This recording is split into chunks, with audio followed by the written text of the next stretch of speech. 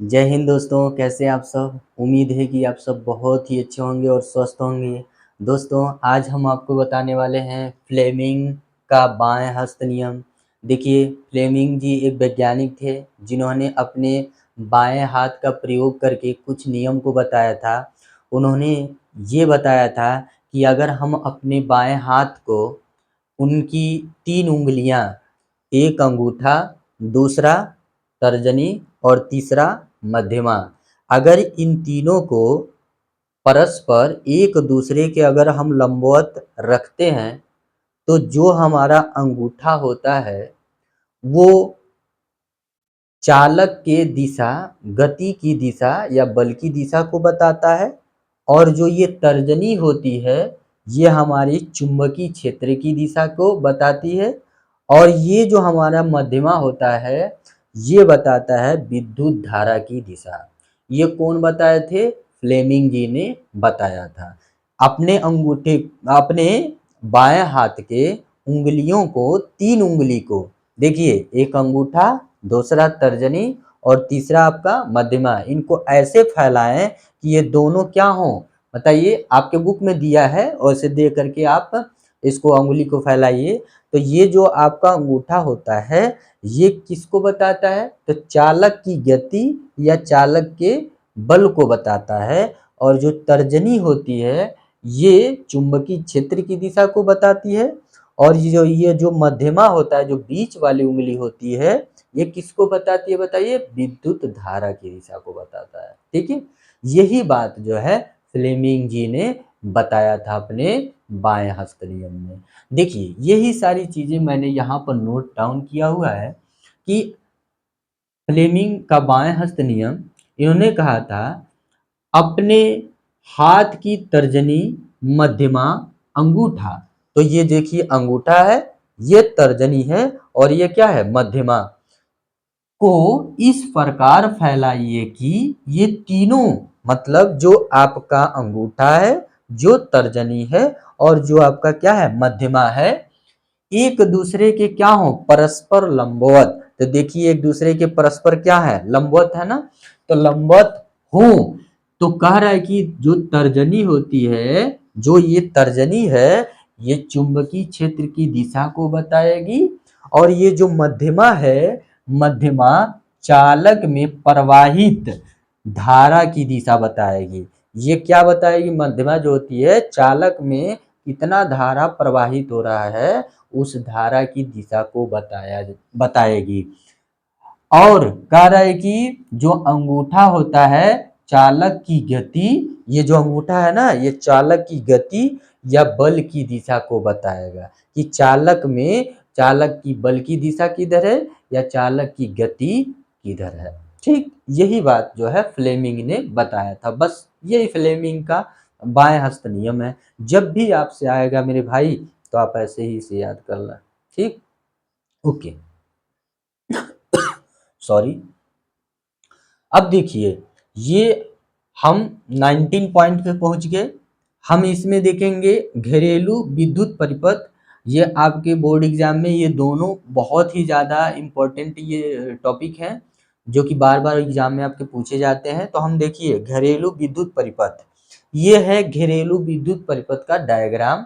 इसे आप ध्यान से एकदम नोट डाउन कर लें, इसको कई बार बनाने की कोशिश करें, क्योंकि कभी कभी नहीं, ये बहुत ही ज़्यादा इम्पोर्टेंट मैं बता रहा हूँ, क्योंकि ये एग्जाम में आपके पूछे जाते हैं। ठीक है, तो इसमें घरेलू विद्युत परिपथ में क्या करते हैं हम लोग?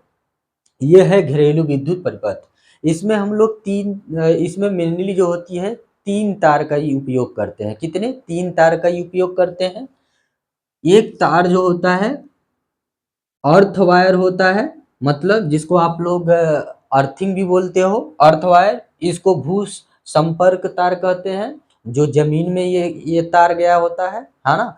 इसी को क्या कहते हैं? भू स्पर्श तार कहते हैं। और एक जो होता है हमारा लाइव वायर, जिसको आप फेस भी बोलते हो, क्या कहते हो? फेस तार बोलते हो। ठीक है, जिसको हम क्या बोलते हैं? लाइव वायर या विद्युतमय तार। यानी कि जिसमें जो होता है, जिस तार में ज्यादा करंट आता है, ज्यादा मतलब जो आपके पोल से जो दो तार आते हैं ना, उसमें एक तार फेस होता है और एक तार न्यूट्रल होता है। क्या होता है? एक तार फेस होता है और एक तार न्यूट्रल होता है। एक में जो होता है करंट आता है और एक में करंट नहीं आता है। ध्यान से समझिएगा, फेस वाले में करंट आता है, न्यूट्रल वाले में करंट नहीं आता है। इसलिए न्यूट्रल वाले जो तार होते हैं उसको हम लोग क्या कहते हैं? उदासीन तार कहते हैं। न्यूट्रल वाले तार को क्या कहते हैं? उदासीन तार कहते हैं। फेस वाले को अगर छुएंगे तो आपको लाइट मार देगा, न्यूट्रल वाले तार को छुएंगे तो लाइट नहीं मारेगा, क्योंकि उसमें करंट नहीं आता है। ठीक है, तो पोल से मेनली हम लोग दो तार लेकर के आते हैं, एक फेस लेकर के आते हैं, पोल से दो तार लेकर के आते हैं, एक फेस लेकर के आते हैं, दूसरा न्यूट्रल लेकर के आते हैं। ठीक है, जो हमारे घरों में यूज होते हैं, है ना, जो तार, वो दो तरह के होते हैं जो हम पोल से लेकर आते हैं। ठीक है, एक न्यूट्रल होते हैं और दूसरा फेस होता है। ठीक है, अब ध्यान से देखिएगा, जो हमारे घर होते हैं, घर, उसमें इस तरह से वायरिंग की जाती है और उसमें क्या क्या लगाया जाता है। देखिए, ये जो है आपका इलेक्ट्रिसिटी बोर्ड फ्यूज है और ये जो है हमारा इलेक्ट्रिसिटी मीटर है। ठीक है, जो वोल्टेज को बताता है कि कितना हमारे घरों में बिजली आ रही है। तो हमारे घरों में बिजली जो होती है लगभग 220 वोल्टेज आती है। लगभग कितने? 220 वोल्टेज हमारे घरों में क्या आती है? बिजली आती है। जो आप कनेक्शन लेते हो ना, तो आपके घरों में जब भी पूछा जाएगा कि घरों में कितनी बिजली सप्लाई होती है, कितना बिजली आता है, तो घरों में जो होता है 220 वोल्टेज बिजली आती है। ठीक है, आगे देखिए, समझिए।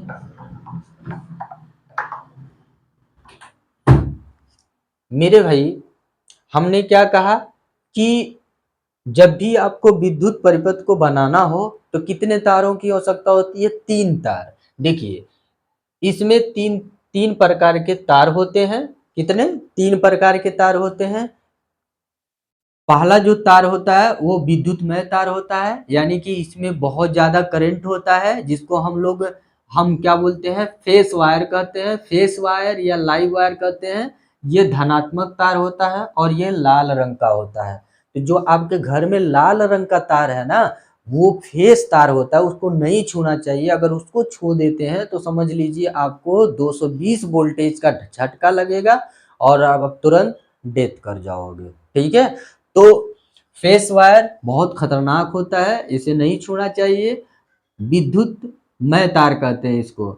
धनात्मक तार, यानी कि इसका कलर कैसा होता है? लाल रंग का होता है। हमेशा इसको लाल रंग से क्यों क्यों दिखाया जाता है? क्योंकि लाल रंग जो होता है डेंजरस का निशानी है। किसका निशानी है? डेंजरस का। तो ये प्लस होता है। उदासीन तार, जिसको न्यूट्रल तार कहते हैं, ये ऋणात्मक तार होता है और ये काले रंग का होता है और ये माइनस तार होता है। उदासीन इसलिए कहते हैं क्योंकि इसमें करंट नहीं होता है, या करंट होता है तो बिल्कुल ना के बराबर होता है। ठीक है, आप के घर में जो बोर्ड लगे हैं, बोर्ड में हमेशा राइट के तरफ जो होल होते हैं ना, जिसमें आप प्लग खोजते हो, तो हमेशा राइट की तरफ देखो, ऐसे 2 to 3 होल रहते हैं।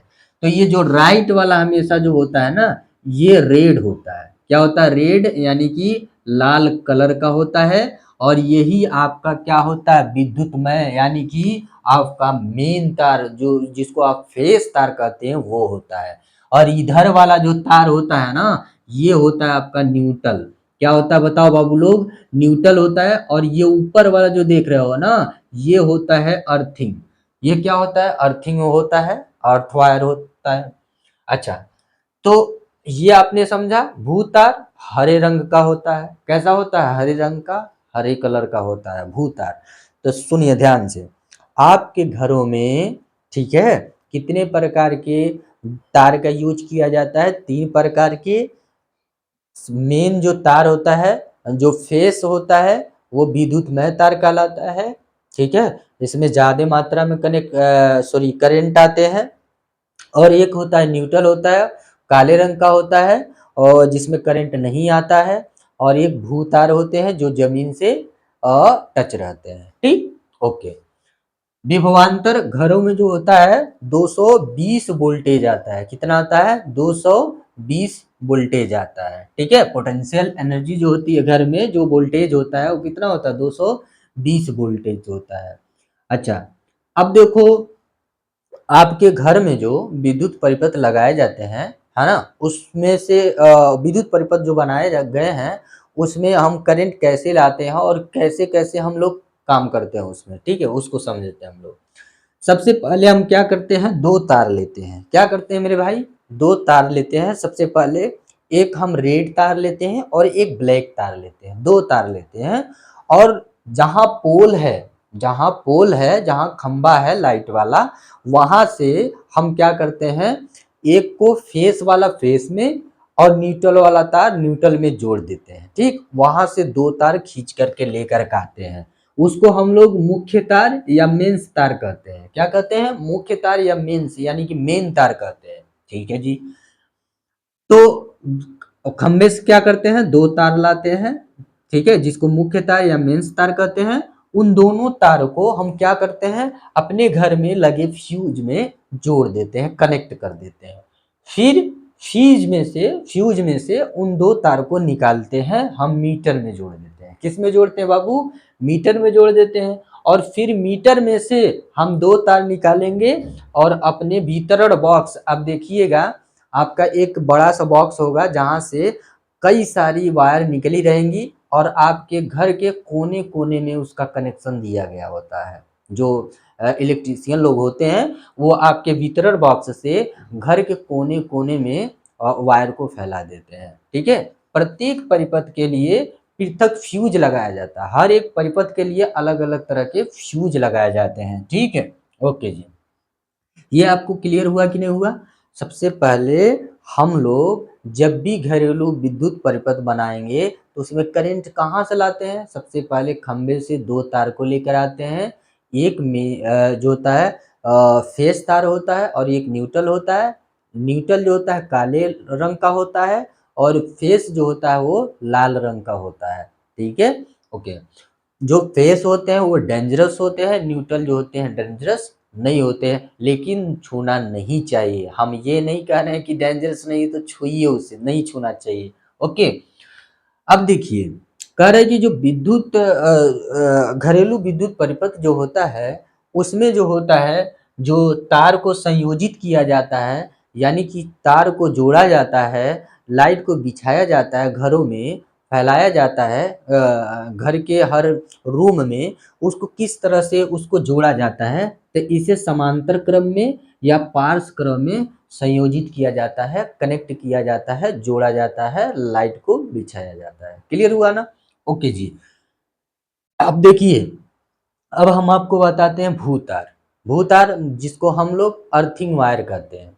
तो भूतार जो होता है, कह रहे हैं कि यदि सधात्री के धात्विक आवरण से विद्युत धारा का क्षरण होता है तो ह, तो यह हमें विद्युत धारा के आघात से बचाता है। सधात्री का मतलब, जैसे मान लो आप टीवी या बाजा, पंखा, एसी, कूलर, फ्रिज, आप इन चीजों को आप उपयोग कर रहे हो, इसी को क्या बोलते हैं? साधात्री। अगर इसका उपयोग कर रहे हो, अब बाई द वे इसके किसी पार्ट को छू रहे हो, किसी इसके बॉडी को टच कर रहे हो, तो आपको थोड़ा हल्का हल्का करंट फील हो रहा है। क्या हो रहा है? हल्का हल्का करंट फील हो रहा है, झटका लग रहा है करंट का। तो उसी को बोलते हैं। वो क्यों झटका लगता है? इसलिए लगता है कि कहीं पर तार, कहीं पर थोड़ा सा वो लीक है, मतलब कटा हुआ है और वो बॉडी में टच हो रहा है। जब वो बॉडी में टच होता है तो पूरे उस जो भी सधात्री है, मतलब जो भी डिवाइस है, उस पूरे डिवाइस में करंट फ्लो होने लगता है, करंट बहने लगता है और हम छूते हैं तो हमें करंट फील होता है, लेकिन उतना ज़्यादा करंट फील नहीं होता है। ठीक है, इससे बचने के लिए हम लोग भूतार का उपयोग करते हैं। क्या करते हैं? वो भी करंट हमें ना लगे उसके लिए हम लोग भूतार का इस्तेमाल करते हैं। भूतार क्या करते हैं हम लोग? अपने जो डिवाइस है, मान लीजिए चाहे पंखा है या टीवी है या कूलर है या वॉशिंग मशीन है या फ्रिज है या एसी है, उस डिवाइस में कहीं पर उसके बॉडी में से एक तार को सटा करके, है ना, उसको स्क्रू से कस करके और उस तार को हम जमीन में कनेक्ट कर देंगे। क्या कर देंगे? जमीन से कनेक्ट कर देंगे। तो जो बॉडी के अंदर, जो बॉडी में आपके करंट है ना, वो सीधे क्या तक चला जाएगा? वो नीचे धरती में चला जाएगा और हम जो है करंट से बच जाएंगे। तब हम अगर उस बॉडी को छुएंगे तो हमें करंट नहीं मारेगा। क्लियर हुआ ना? क्या करेंगे? स्क्रू से जिसमें करंट आ रहा है थोड़ा सा, कहीं पर वायर थोड़ा सा कटा वटा है, जैसे मूस वगैरह काट देते हैं हल्का फुल्का, तो वहाँ वो तार नंगा हो जाता है, ठीक है, तो वो तार बॉडी में टच होने लगता है और पूरे बॉडी में करंट फैल जाता है। और जब हम उस बॉडी को टच करते हैं तो हमें भी करंट लगने लगता है। तो उस करंट से बचने के लिए कि वो हमें करंट ना लगे, उसकी बॉडी से करंट ना लगे, तो इसलिए हम क्या करते हैं? भू तार का इस्तेमाल करते हैं। उस बॉडी के कहीं पर भी हम क्या करते हैं? एक वायर लेते हैं, एक ही वायर लेना है और उस वायर को स्क्रू से कस देना उस बॉडी में, और वो उस वायर को आपको भू संपर्क से उसको कनेक्ट कर देना है। तो जो बॉडी के अंदर जो आपका करंट आ रहा है ना, वो सारा करंट हमारे अर्थ में चला जाएगा और हमें करंट फील नहीं होगा, यानी कि हमें करंट नहीं मारेगा। क्लियर हुआ? ओके। तो हम यानी कि सधात्री में अगर करंट थोड़ा सा भी उसके आवरण में आ रहा है तो उसी से बचने के लिए हम लोग भूतार का इस्तेमाल करते हैं। क्लियर हुआ? ओके। लघु पतन, शॉर्ट सर्किट बोलते हैं। लघु पतन को क्या करते हैं? Short circuit. मेरे भाई शॉर्ट सर्किट आपने सुना होगा और शॉर्ट सर्किट लगते हुए देखा होगा। शॉर्ट सर्किट मतलब अचानक जो होता है तार में आग लग जाता है। तार में क्या लग जाता है? आग लग जाता है, तार बढ़ जाते हैं, तो उसी को बोलते हैं शॉर्ट सर्किट हो गया। यानी कि जब आपका न्यूट्रल वाला तार और फेस वाला तार दोनों को, ललका और करीक का, जो मतलब लाल और काला, दोनों तार को अगर एक साथ जोड़ देते हैं, दोनों के एक दूसरे से कनेक्ट कर देते हैं ना, तो पूरा तार ही क्या होगा? सुनुक जाएगा, जल जाएगा, वो उसमें शॉर्ट सर्किट हो जाएगा। तार का जल जाना, तार का जल जाना शॉर्ट सर्किट कहलाता है। जब न्यूट्रल और फेस दोनों तार आपस में किसी वजह से, किसी कारणवश जुड़ गए या आपने जोड़ दिया गलती से, तो पूरा तार आपका बर्बाद हो जाएगा, शॉर्ट सर्किट हो जाएगा, पूरा तार आपका जल जाएगा, बेकार हो जाएगा। ठीक है, तो उसी को क्या कहते हैं? शॉर्ट सर्किट कहते हैं। देखिए ध्यान से, लघु पतन इसको बोलते हैं। जब विद्युतमय तार यानी कि फेस वाला लाइव वायर, उदासीन तार दोनों सीधे संपर्क में आते हैं, यानी दोनों सीधे संपर्क में आ गए, हाँ, और आपने लाइट ऑन कर दिया और दोनों को एक में जोड़ दिया। जैसे लाइट ऑन करेंगे और दोनों आपस में टकराएगा और जल जाएगा। ठीक है। अच्छा, इसमें होता क्या जानते हैं? इसमें शॉर्ट सर्किट कैसे होता है? परिपथ में प्रतिरोध कम हो जाता है, यानी कि एक बैग जो होता है करंट आ जाएगा और जो आपका परिपथ है उसमें विद्युत रोध जो होता है, विद्युत रोध का प्रतिरोध जो होता है, सॉरी विद्युत रोध बोल रहे हैं, प्रतिरोध जो होता है कम हो जाता है, यानी कि रेजिस्टेंस जो होता है वो कम हो जाता है।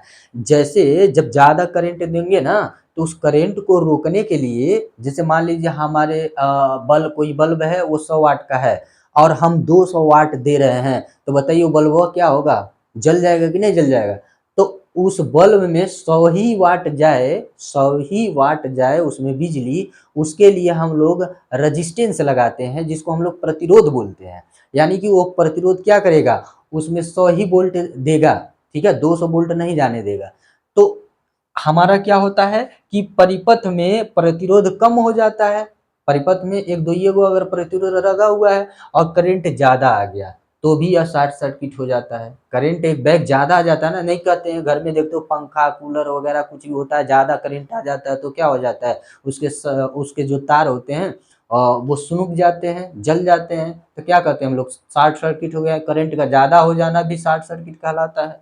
तो वही अतिभारण, ओवरलोड हो जाता है, यानी कि ओवरलोड का मतलब आवश्यकता से ज्यादा चीजों को चला देना, ओवरलोड कहलाता है। ओवरलोड गाड़ी देखो है ना, मतलब जिस गाड़ी में मान लो 10 कुंटल आएंगे, 10 कुंटल अगर किसी गाड़ी में वजन रखेंगे तो वो गाड़ी आसानी से लेकर चला जाएगा। अब उसमें 10 के जगह 20 कुंटल रख दिए तो बहुत ज्यादा भार हो जाएगा, ओवरलोड हो जाएगा, जिसके कारण वो क्या हो जाएगा, डैमेज हो सकता है।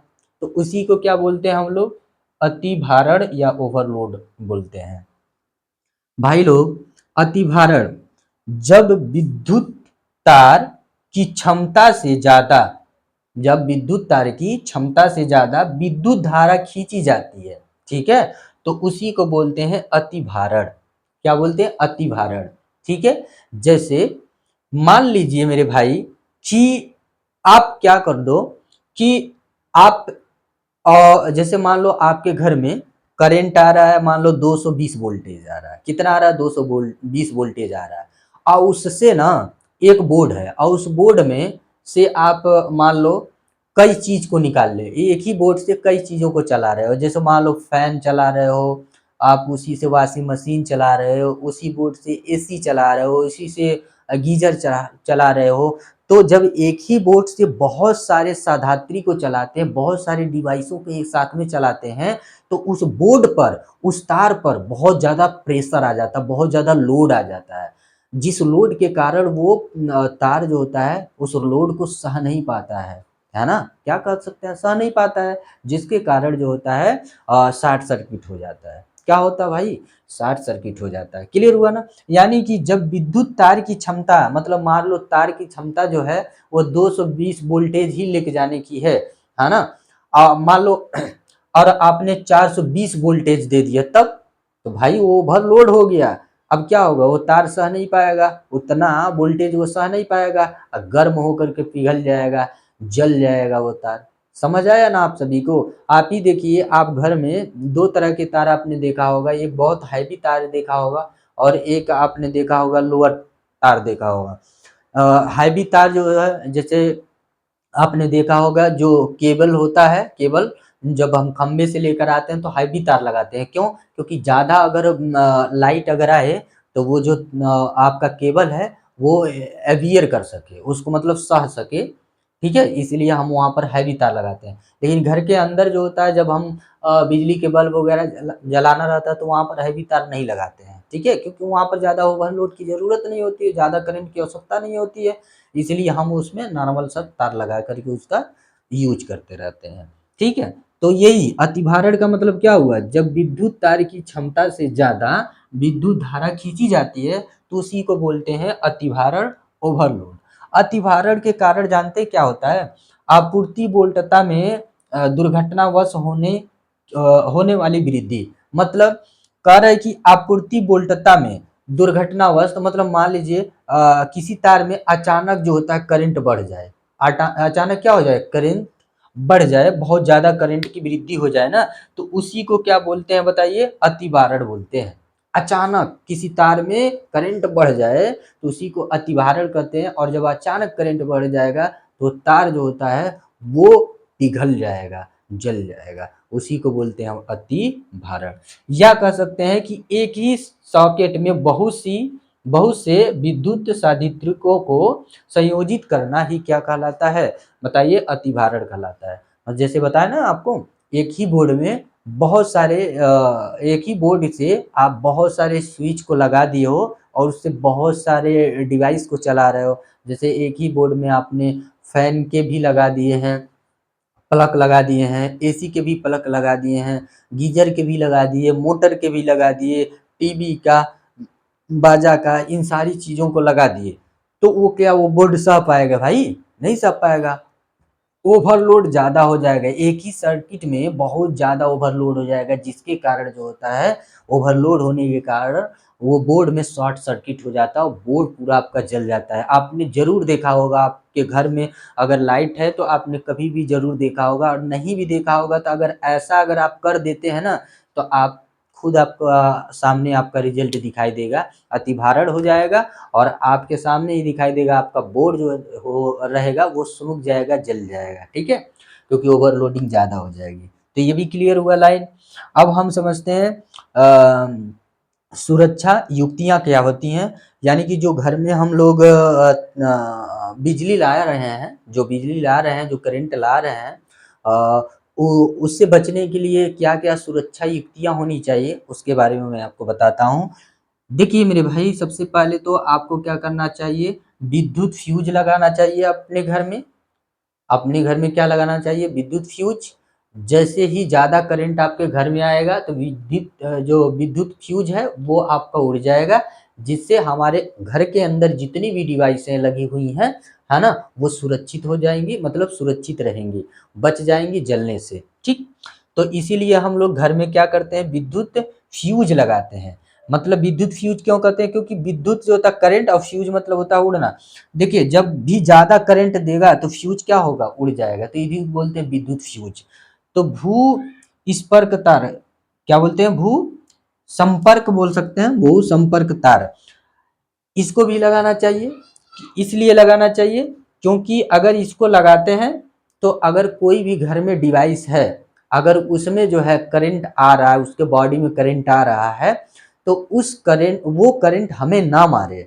ठीक है, इसीलिए हम भू तार का इस्तेमाल करते हैं कि अगर हमारे घरों में किसी कारणवश चूहे वगैरह किसी कारण से अगर कोई तार कट वट गया है और हमारे घर में, पूरे घर में जो है करंट उतर रहा है, बिजली आ रही है, कहीं पर भी छू रहे हैं हम, बिजली का झटका फील हो रहा है, तो उससे बचने के लिए हम लोग क्या करते हैं, अपने घर में भू संपर्क तार का इस्तेमाल करते हैं, यानी कि अर्थिंग वायर करते हैं, जिससे जो होता है अगर कहीं पर भी ऐसा दुर्घटनावश ऐसा अगर हो जाता है, कहीं पर थोड़ा तार वगैरह कट गया है, लीक है, तो हमें झटका नहीं लगेगा, मतलब हमें करंट नहीं लगेगा, उससे हम लोग बच सकते हैं।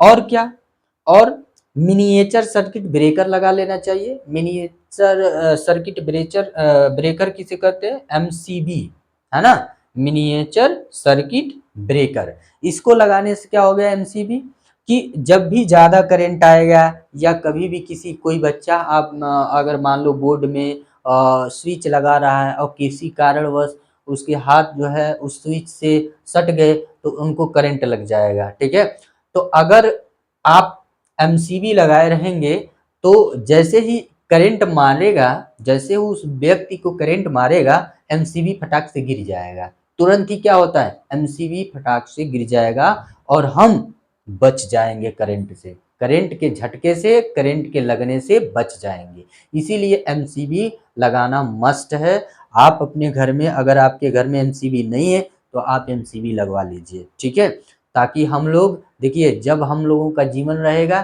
तो ही ये सारी चीजें जो है सही है।